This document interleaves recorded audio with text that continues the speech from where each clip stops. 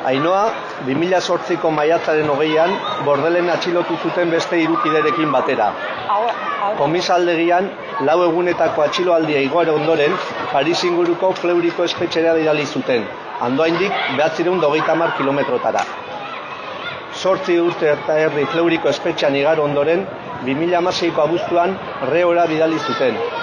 Paris inguruan aurkitzen da espetxe hau, Andoaindik 950 kilometrotara. Ainhoa, 22 urteko espetxe zigor batera kondenatu zuten.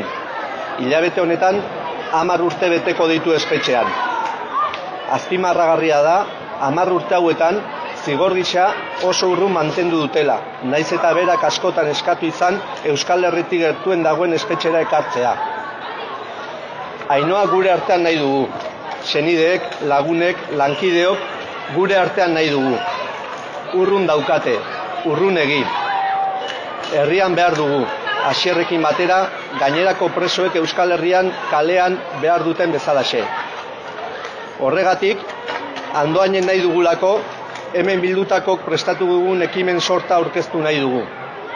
Horrela, lehenengoa hilaren 22an, emakumeak eta kartzela gai hartuta, hitzaldia emango dute Ainhoarekin preso egon ziren Anemiren Alberdik eta Ekine Izagirrek. Hitzaldia, Irunberri elkartean izango da arratsaldeko 7:30.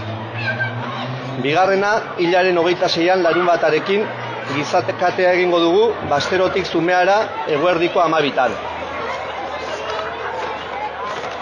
Bestalde, maiatzean zehar, Andoaingo hainbat paretetan presoen inguruko mezuak itsatsiko ditugu. Amaitzeko, esan nahi dugu, garai berria zabaldu dela Euskal Herrian, eta gogorazi nahi dugu asko sufritu dela Andoainen. Gainera, esan behar dugu, behin betiko bakea lortzeko lana dagoela oraindik, eta zeregin honetan, pertsona guztiak beharrezkoak direla, baita Ainhoa eta Asier ere. Uste dugu nahikoa dela, badela garaia. Horregatik, Ainhoari eta senidei gure maitasun eta elkartasun beroen adierazteaz gain, dei egiten diegu Andoain Darroi ekimen hauetan parte har dezaten.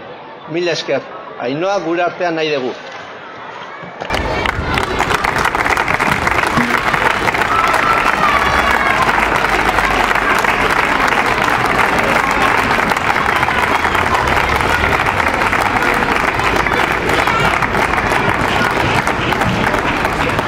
Eta bukatzeko, dauzkagu hemen postal batzuk, norbaitek nahi bali madio edo hitz batzuk Ainhoai bidali, idatzi eta gu bidaliko dizkigu.